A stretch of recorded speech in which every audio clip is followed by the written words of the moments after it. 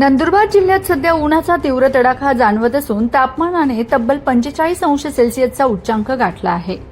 वाढत्या उष्णतेमुळे नागरिकांना मोठा त्रास सहन करावा लागत असून दुपारच्या वेळेत रस्तेही निर्मनुष्य दिसून येत आहेत। उष्माघात, डिहायड्रेशन तसेच इतर उष्णताजन्य आजारांचा धोका वाढल्याने प्रशासन सतर्क झाले आहे। जिल्हाधिकारी डॉ. मिताली सेठी यांनी नागरिकांना आवश्यक ती खबरदारी घेण्याचे आवाहन केले आहे। टेम्परेचर खरंच खूप वाढलंय। आज 45 इज द रिपोर्टिंग जे माझ्याकडे आहे आणि मई आपला महिना असा पण खूप अवघड असतो आणि यावर्षी सर्वात जास्त तापमानाची नोंद झाली आहे। तर सगळ्यांना रिक्वेस्ट आहे की थोडा 11:30, 12 ते 3 मध्ये प्लीज बाहेर जाणं अवॉइड करा। डिहायड्रेशन नाही होणार यामुळे खूप काळजी घ्या। खूप पाणी आणि स्पेशली ORS आणि जे हायड्रेशनचे आपले निंबू पाणी किंवा हे सगळं असतो तर हायड्रेटेड पण ठेवा। नगरपालिकेमध्ये आणि ग्रामपंचायतीमध्ये आता आम्ही इन्स्ट्रक्शन्स इश्यू करत आहोत उष्माघात कक्षांसाठी।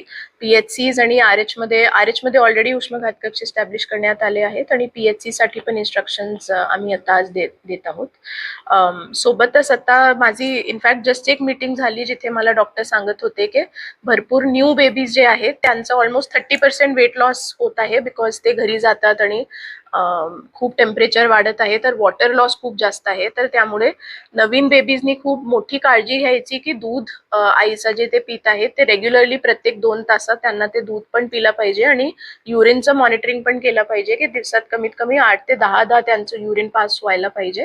डेली त्यांचं वेट मॉनिटरिंग व्यवस्थित झालं पाहिजे। तर ज्या घरात छोटासा एक वेइंगचं मशीन नाहीये त्यांची रिक्वेस्ट आहे की तुम्ही स्वतःचा वेट केला आणि बाळाला घेऊन वेट केला, त्याचा मायनस केला की बाळाचं वेट आपल्याला कळेल।